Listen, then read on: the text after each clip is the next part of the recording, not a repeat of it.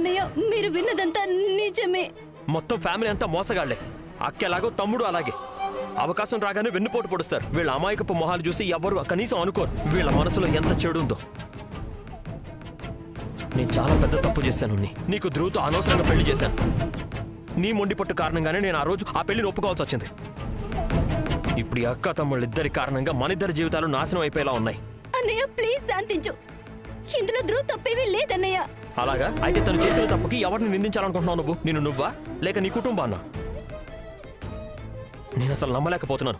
ధ్రువ్ డబ్బు సంపాదించాలనే ఆశతో ఇంత నీచానికి దిగజారిపోయాడా? అతను నీ గురించి ఆలోచించలేదు, ఫ్యామిలీ గురించి ఆలోచించలేదు, పుట్టిపోయే బిడ్డ గురించి కూడా ఆలోచించలేదు. అరే డబ్బులే కావాలనుకుంటే నాకు చెప్పుండొచ్చు కదా. నేను ఎన్నిసార్లు చెప్పాను నా ఆఫీస్లో జాయిన్ అవ్వు, నాతో పనిచేయని. కానీ ఎక్కడ తనకి తన అక్కకి ఎప్పుడు విలువలు మధ్యలో అడ్డొచ్చేస్తుంటాయి. మరి లంచం తీసుకునేటప్పుడు ఆ విలువలు ఏమైపోయాయి? అన్నయ్య ప్లీజ్, నాకు నీ హెల్ప్ కావాలన్నయ్య. జరిగిందేదో జరిగిపోయింది, దాన్నైతే మార్చలేం కదా. ఎలాంటి వాడైనా తను నా భర్త అన్నయ్య, నాకు పుట్టబోయే బిడ్డకి తండ్రి. అన్నయ్య ప్లీజ్ నాకు హెల్ప్ చెయ్యన్నయ్య. ఏంటి అన్నయ్య నీకు హెల్ప్ చేయాలా? నీకేమన్నా స్క్రూ లూజ్ అయిందా? యాక్చువల్లీ నువ్వు నాకు చెప్పాలి తను ఎక్కడున్నాడు. నేను వెళ్ళి అతన్ని బయటికి తీసుకొచ్చి చేసిన దానికి శిక్ష పడేలా చేస్తా. వద్దన్నయ్య, అసలు నువ్వేం మాట్లాడుతున్నావు? నా ముందు పెద్ద పెద్ద కబుర్లు చెప్పేవాడు, ఆత్మగౌరవం, స్వయం కృషి అని. 2 రాళ్లు సంపాదించాల్సి వచ్చేసరికి పొగరు మొత్తం దిగిపోయిందా? అతని విలువలన్నీ తీసి పక్కన పెట్టాడా? నీకు తెలుసు కదా తను ఎక్కడున్నాడో. అతను ఇప్పుడు ఎక్కడున్నాడో నాకు చెప్పు. నాకు తెలీదు. ఇన్ఫాక్ట్ నేను కూడా చాలా ప్రయత్నిస్తున్నాను తెలుసుకోవడానికి ధ్రువ్ ఎక్కడున్నాడో. మరేం పర్లేదు, నేనే తను వెతికి పట్టుకుంటాను. ఎక్కువసేపు దాక్కోలేడు. నువ్వు చూస్తూ ఉండు. తను ఎక్కడున్నాడో నాకు తెలిసిన వెంటనే తనకి ఎలాంటి గతి పట్టిస్తానో చూడు. అత్తయ్య, అన్నయ్య రేఖ వదిన మీద ఉన్న కోపాన్ని ధ్రువ్ మీద చూపిస్తున్నాడు. నువ్వేం దిగులు పడకు. ఏదో ఒక దారి వెతుకుదాంలే. ముందు ఉన్న బుర్రకి కొంచెం అర్థం అయితే చేసుకొనివ్వు. అంత ముద్ద పప్పులా కనిపించే ధ్రువకి ఇంత పెద్ద అవినీతి చేసే అంత తెలివి ఎలా ఉంది? అసలు ఎందుకు? ఇంకెందుకు చేస్తాడు? నువ్వడిగే గొంతమ్మ కోరికలు తీర్చడానికే అయ్యుంటుంది. ఆ ముద్దపప్పు ఈ అవినీతి చెయ్యాల్సి వచ్చుంటుంది. అత్తయ్య ప్లీజ్, నేనేం నేరస్తురాలి కాదు. సో మీరు ఇక్కడ నా నుంచి ఎక్స్ప్లెనేషన్ ఎక్స్పెక్ట్ చేయకండి. ఒకవేళ ధ్రువుని కాపాడడానికి మీ దగ్గర ఏదైనా దారి చెప్పండి. లేదంటే ఏంటి? ఇక్కడ నేను కూడా నేరస్తురాలి కాదు. అందుకే కొంచెం నిదానంగా ఉండు. లేదంటే ఐఎమ్ సారీ అత్తయ్య, నాకు అసలు ఏమీ అర్థం కావడం లేదు. నాకు జస్ట్ ధ్రువ్ గురించి భయంగా ఉందంతే. ప్లీజ్ ఏడకు నన్ను ఆలోచించి నేనేదో ఒక దారి వెతుకుతాను. నువ్వు ఏడోకమ్మా. ఇదే సరైన సమయం. రేఖ చాలా ఒంటరిగా దొరికింది. ఇప్పుడు నేను సరైన అవకాశం చూసుకుని ఎలా దాడి చెయ్యాలంటే దాంతో రేఖ రాఘవకి శాశ్వతంగా దూరం అయిపోవాలి. అమ్మా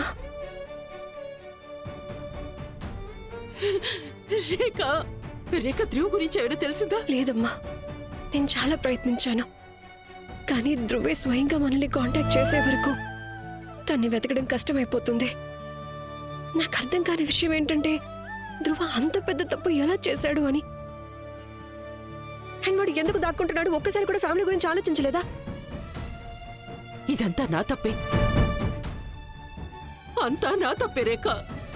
నేను నా మనసు మాట విని ఉండాల్సింది. ధ్రువ్ ఇంటికి డబ్బు తీసుకొస్తున్నాడు కదా, అప్పుడు నా మనసు మాటికే చెప్తూనే ఉంది. కానీ ఏదో తప్పు జరుగుతుందని కానీ నేను పట్టించుకోలేదు. అమ్మా రేఖ నేను ధ్రువుని గమనిస్తూ ఉండాల్సింది కదా, నేను సరిగ్గా చూసుకోలేదు. ఇప్పుడు మనం కనుక ధ్రువుని పోగొట్టుకుంటే దానికి కేవలం నేనే బాధ్యురాలు అవుతాను. కేవలం నేనే. మనం ధ్రువ్ని ఎందుకు పోగొట్టుకుంటాం? తనకి ఏం కాదు ధ్రువ్కి. నువ్వింత నమ్మకంగా ఎలా చెప్పగలుగుతున్నావు? నువ్వింత నమ్మకంగా ఎలా చెప్పగలవు? మనిషి ఇలాంటి సమస్యలు, ఇలాంటి భయంలోనే కదా తప్పుడు నిర్ణయాలు తీసుకునేది. నువ్వే ఆలోచించలేక మనందరూ భయపడుతూ తల్లడిల్లిపోతూ ఎక్కడెక్కడని తిరుగుతున్నాడు. అది ఒంటరిగా ఉన్నాడు. వాడి దగ్గర ఎవ్వరూ లేరు. అప్పుడు మీ నాన్న దగ్గర ఎవ్వరూ లేరు. అప్పుడు మీ నాన్న విషయంలో ఏదైతే జరిగిందో ఒకవేళ ధ్రువ కూడా ఏమైనా అయిపోతాడేమో. ఆ టైంలో కూడా నేను టైంలో ఒక మంచి భార్యగా బాధ్యతగా చూసుకోలేకపోయాను. ఈ రోజు నేను ఒక మంచి తల్లిగా బాధ్యతగా ఉండలేదమ్మా. అమ్మా నేను నీకు ప్రామిస్ చేస్తున్నాను, మన ధ్రువ్కి ఏమీ కాదమ్మా. నేను తనకేమీ కానివ్వను. నేను నీకు ప్రామిస్ చేస్తున్నానమ్మా.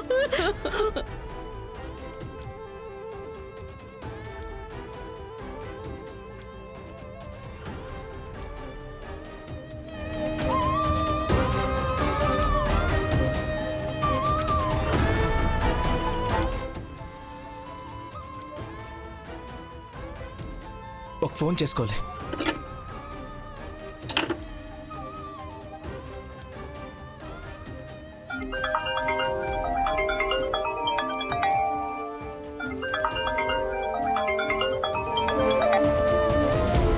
హలో హలో ఉన్నతి, ధ్రువ్, ధ్రువ్ నువ్వు బానే ఉన్నావా? నేను బానే ఉన్నాను. అక్కడ ఏం జరుగుతుంది? ధ్రువ్ నిన్ను అరెస్ట్ చేయడానికి పోలీసులు వచ్చారు. రేఖా వదిన నువ్వు లంచం తీసుకున్నప్పుడు వీడియో చూపించేశారు. అక్కకు తెలిసిపోయిందా? అయితే అక్క చాలా కోపంగా ఉంటుంది కదా, బాగా తిట్టుంటుందిగా. నేను చచ్చిన నా ముఖం చూడనని అని ఉంటుంది. ధ్రువ్ ఇలా నెగిటివ్ గా ఆలోచించడం ఆపేయి. వదినాల ఏమీ చేయలేదు. మెయిన్ టెన్షన్ నాకు అన్నయ్య గురించి, తను ఏం చేస్తాడో అని. అన్నయ్యకి కూడా తెలిసిపోయింది ధ్రువ్. చాలా కోపంగా ఉండుంటారు కదా. తన ప్రెగ్నెంట్ చెల్లి జీవితాన్ని నేను నాశనం చేసి ఉంటానని ఆయనకు నన్ను చంపేయాలనిపించి ఉంటుంది. అవును ధ్రువ్, నాకు అసలేం అర్థం కావట్లేదు. నిన్న ఈ సమస్య నుంచి ఎలా బయటపడేయాలో. అన్నయ్య ఏమైనా హెల్ప్ చేస్తాడనుకున్నాను, కానీ అది కూడా. నువ్వేం టెన్షన్ పడకు. ఏదైనా దారి దొరికేంత వరకు నువ్వు అక్కడి నుంచి బయటికి రాకు ప్లీజ్. కానీ నేను ఎంతకాలం దాక్కుని ఉంటాను నువ్వే చెప్పు. అయినా పోలీసులు మీ అందరిని ఇబ్బంది పెడతాను. ఉనితే నువ్వు ప్రెగ్నెంట్వి, నా కారణంగా నీకేమైనా ప్రాబ్లం అయితే నేను తట్టుకోలేను. ప్లీజ్ నన్ను క్షమించు. ఉనితే నా కారణంగా నువ్వు మన బేబీ ఇవన్నీ సహించాల్సి వస్తుంది. నువ్వేం చేసినా అది నీ ఫ్యామిలీ కోసమే చేసావు. నీ దగ్గర వేరే దారి కూడా ఏం లేదు. ఉన్నతి, ఇంత జరిగిన తర్వాత కూడా నువ్వు నాకు తోడుగా నిలబడ్డావు. ఇది నేను ఎప్పటికీ మర్చిపోను. ధ్రువ్, నేను ఎప్పుడూ నీకు తోడుగానే ఉంటాను. ఒకవేళ వీళ్ళు మనల్ని మరీ ఎక్కువ ఇబ్బంది పెట్టారనుకో, మనం ఈ ఊరు వదిలి వెళ్ళిపోదాం. అని మనం ఒక కొత్త జీవితాన్ని మొదలు పెడదాం, సరేనా? ఇక్కడంతా నేను చూసుకుంటాను, నువ్వు జస్ట్ జాగ్రత్తగా ఉండు చాలు. Hello Dhruv, hello.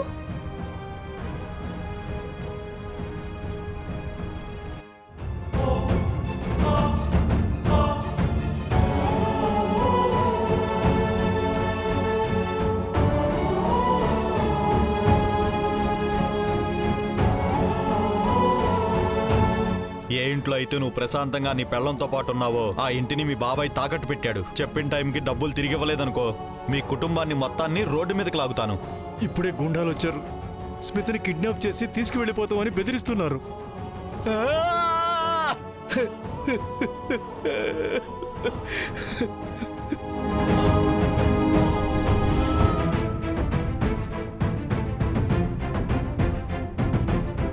ఎప్పుడు కనుక మనం ధ్రువుని పోగొట్టుకున్నామంటే దానికి కేవలం నేను ఒక్కదాన్నే బాధ్యురాలవుతాను రేఖ. ధ్రువ్, నువ్వెందుకు ఇక్కడ దాక్కున్నావు? అక్క, కొత్త స్కూల్లో నేనెవ్వరికీ నచ్చకపోతే ఎలా అక్క? నాకక్కడ భయం వేస్తే ఎలా? ఒకవేళ అక్కడ నన్నెవరైనా కొడితేనో అప్పుడు నేనేం చేయను? అప్పుడు మీ అక్క వాళ్ళని చితక బాదుతుంది. ఎలా కొడతానంటే వాళ్ళు నిన్ను చూసిన ప్రతిసారి నీకు సెల్యూట్ చేస్తారు. నువ్వేం భయపడకు, నేను నీకోసం ప్రపంచం మొత్తంతో ఫైట్ చేయగలను. పద, నా చేయి పట్టుకుని బయటికి రా.